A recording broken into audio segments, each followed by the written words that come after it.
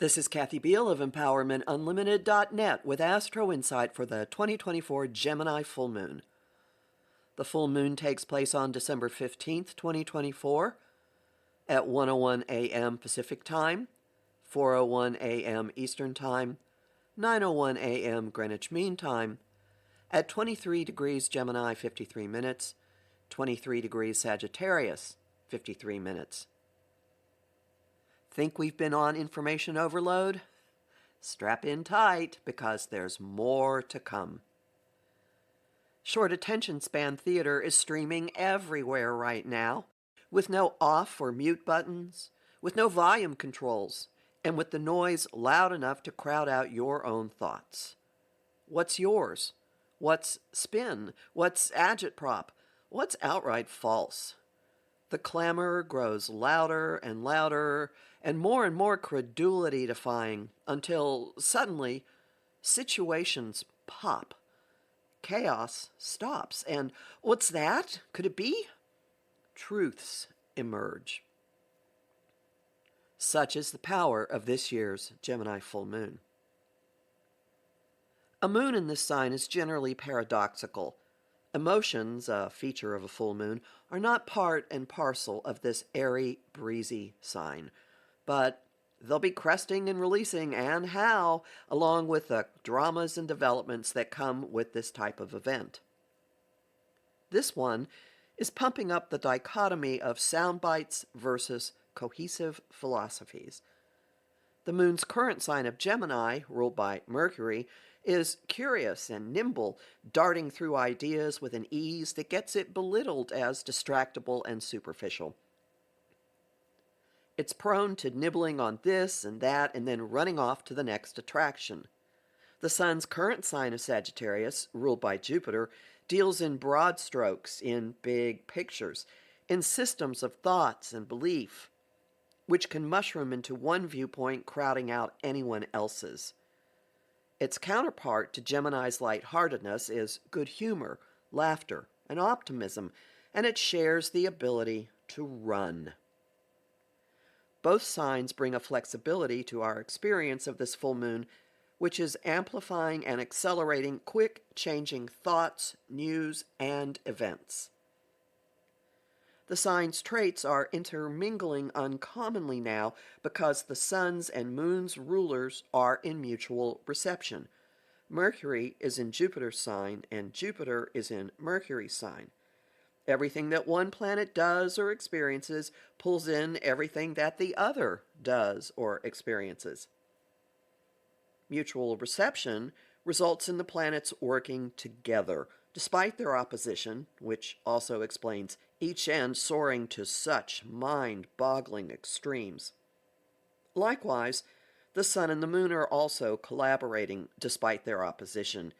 Mind and emotion may operate in different modes and in different spheres, but they are somehow working toward a mutual end, which, in this lineup, is to dispel illusion and force out truth, and even compassion and understanding.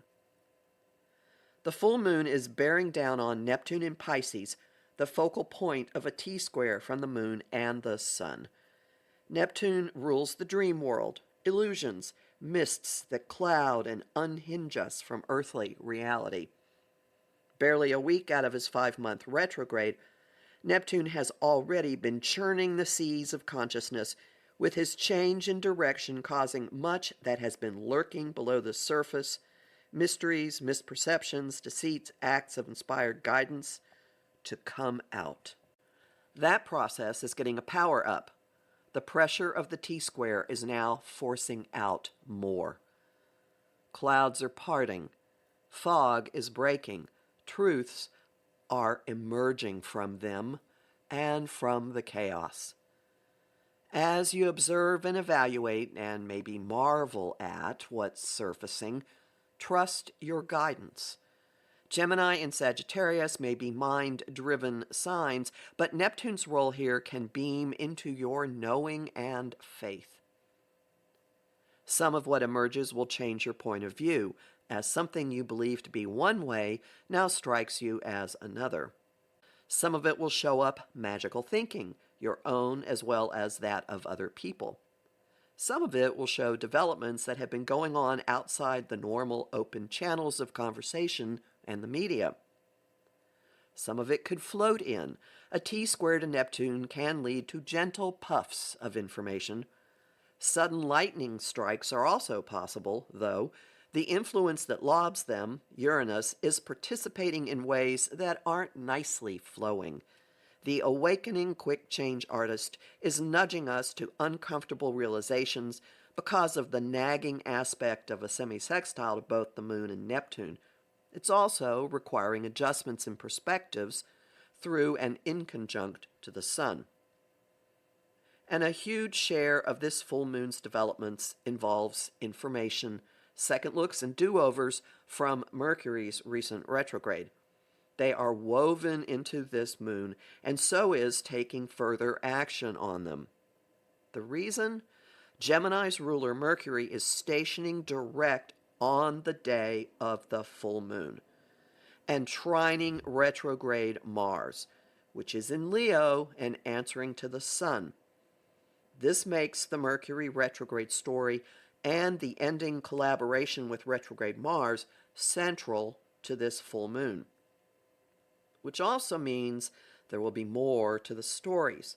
Look at Mercury as handing his work off to Mars, and Mars going further with it. 4 months. And months. Mars is retrograde until February 23rd and will not clear the degree of his retrograde station and this trine until May. One initial landing point comes in a few weeks.